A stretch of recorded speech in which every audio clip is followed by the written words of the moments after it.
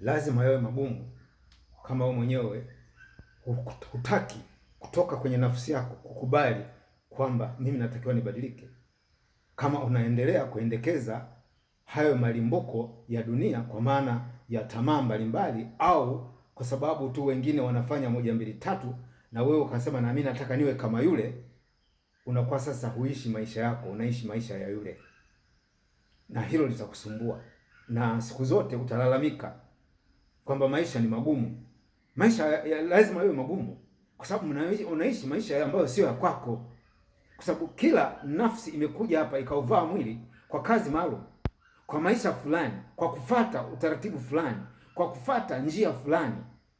Sasa wewe unakuja hapa halafu unakuja kujichanganya na makundi fulani ambayo na yenyewe yana maisha yake kivyake. Kama wamekengeuka na wewe unakengeuka, kama wamekwenda nje ya reli na wewe unakwenda nje ya reli, kwa sababu mambo yenyewe iko namna hii. Kila mmoja wetu hapa yuko kwa kazi maalum, kwa makusudio maalum, ili kwa ujumla wetu haya maisha yao ya umoja wa pamoja, kila mmoja na shughuli zake, lakini katika namna ya mshikamano. Ndipo sasa ule mshikamano utakapozaa matokeo, na matokeo yale yatakuwa yenye faida ya kufanya maisha yawe nafuu kwa watu wote.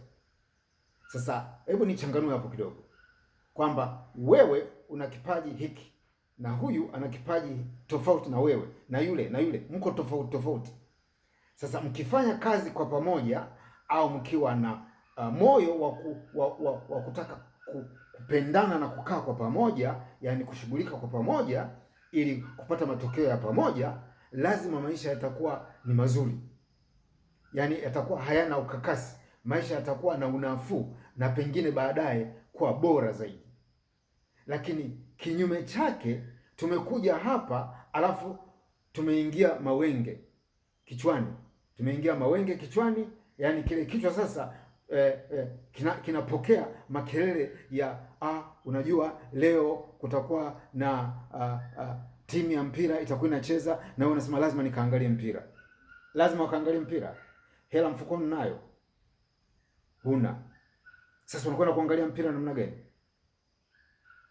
Na hela fulani hapa nilikusudia nitanunua nani mchele kilo 2 nyumbani, lakini ngoja tu nikaingilie tu huko uwanja wa Mkapa bwana, nitaitafuta hiyo pesa kesho. Yaani wewe ushaona mpira ni muhimu kuliko kilo 2 za mchele. Alafu kesho yake utaipata, una uhakika wa kuipata hiyo pesa ya kununua tena mchele? Matokeo yake siku ya pili yake imefika, mpira umeuangalia sawa, umeshangilia sana, furushangwe, umerudi. Haya, uingie barabarani sasa kuitafuta sasa ile pesa ya kilo 2 au kilo 4 za mchele, huwezi kuipata.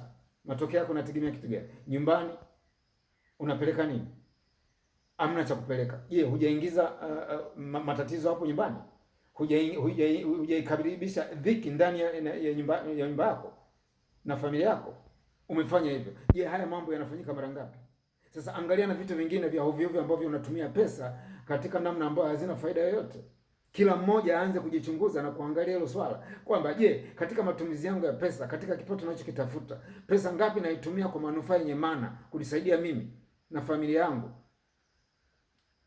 Utajikuta kwamba kuna pesa unaitumia kwa kujiendekeza tu uende wazimu fulani wa kufata mkumbo wa watu wengine, na matokeo yake ule mkumbo unapokuwa unafuata na unaungana na watu wengi zaidi, wajinga wengi wanakwenda uwanja wamejazana pale milioni 60, unaona kumbe jambo nililofanya ni sawa sawa, ili safi sana. Angalia, kila mtu yuko hapa, lakini wote wamekuja hapa kulipia tiketi zao, pesa ambayo wangeweza kununua kilo za mchele, au wangeweza hata wakahifadhi kwa ajili ya matatizo yakiwakuta baadaye kama akiba. Na hilo ndio limetuharibia kila kitu mpaka hivi leo tumefika hapa tulipofika. Matokeo yake unatafuta mtu wa kumlaumu. Unamtafuta mtu wa kumlaumu nani? Nani akulaumu? Nani akulaumu? Nani wa kumlaumu? Unamlaumu nani?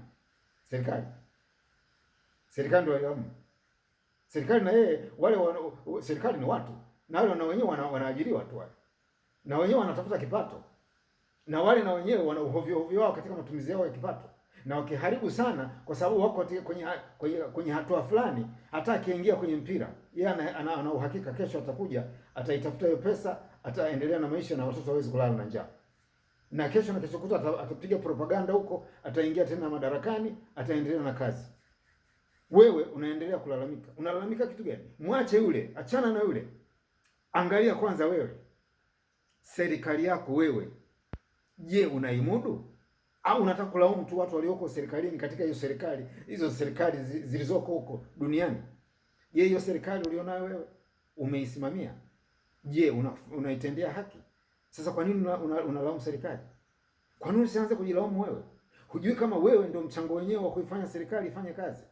Itajiendeshaje kama serikali kama wewe hupo? Sasa kama wewe unalala, itajiendeshaje ile?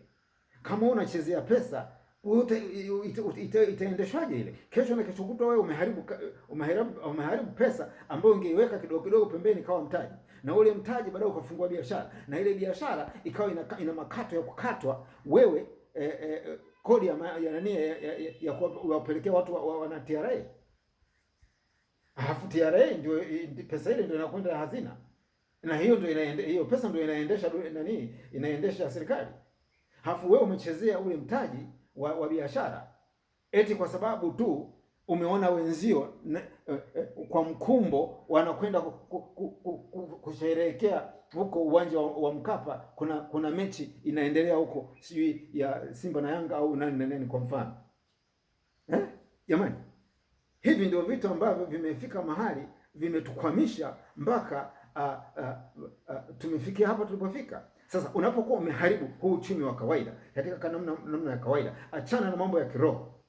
Unaonaje sasa majeruhi unayoyafanya kwenye roho yako wewe, kwenye nafsi yako wewe, kama kiumbe uliye hai ulioko hapa duniani katika mwili, kwamba kiroho vile vile kuna nani, ungwe yako inakusubiri.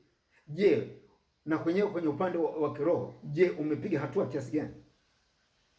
Kwa sababu umeshaanza kuchezea mazingira ya kawaida ya kiuchumi. Lakini je, huoni kama huu uchumi unaochezea ndio unachezea vile vile na uchumi wako wa maisha ya kiroho? Kwa sababu kama wewe utakwenda ukaungana na ujinga pale uwanja wa Mkapa, au ukapoteza muda ambao wewe ungetakiwa kwenda kutafuta kipato, ukaenda kwenye banda la kuangalia mpira, au ukaenda wewe tu pale kwenye nani, kwenye bar, ukasema hebu nikapata kinywaji, kile kinywaji kikawa kwamba sio kinywaji cha kusema kwamba kitakusaidia kujenga virutubisho ndani ya mwili wako.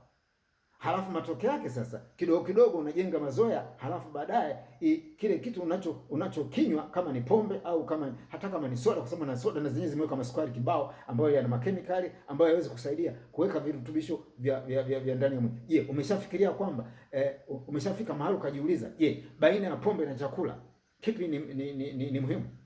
Je, umeshajiuliza swali hilo? Na kama hujajiuliza swali hilo, je, kwa nini wewe usiitwe mtumwa? Wewe utaitwa mtumwa na wewe kwa nini usiitwe mjinga vile vile? Wewe utaitwa mtumwa, wewe utaitwa mjinga kwa sababu ni kweli wewe ni mjinga, kwa sababu hata hujui thamani ya chakula na utofauti wake wa chakula pamoja na hiyo pombe unayokunywa au hiyo sigara unayovuta au muda unaoharibu huko kwenye hiyo baa. Sasa ukifika mahali hapo sasa usitake sasa kuanza kukurupuka. Unakurupuka kitu gani? Mwisho wa safari sasa unakutana na hizi taasisi za dini zinakwambia, bwana wewe una dini. Wewe una dini bwana, lazima uwe na dini. Sasa kama lazima uwe na dini, unaanza kuona mimi dini yangu sawa, unakuwa na dini. Halafu baada ya ukiwa na dini, unaanza kuikimbia ile dini, unafichama kwa sababu kule unaambiwa usifanye hili, usifanye na lile. Wewe yale unaambiwa usifanye hili, usifanye na lile, unaanza kuyafanya yale na unakunywa pombe huko na unaharibu. Sasa wale ni wajanja na wenyewe. Washakwambia kwamba ukifanya haya kinyume na sisi tunavyokueleza, hiyo ni dhambi. Unaanza kujisuta, unakuwa huna amani. Jambo la tatu.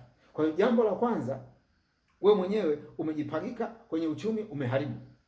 Kwa sababu hujitambui. Ukipata kipato mkononi, unaanza kukitumia katika matumizi yasiyo na faida na wewe na familia yako au na mwili wako.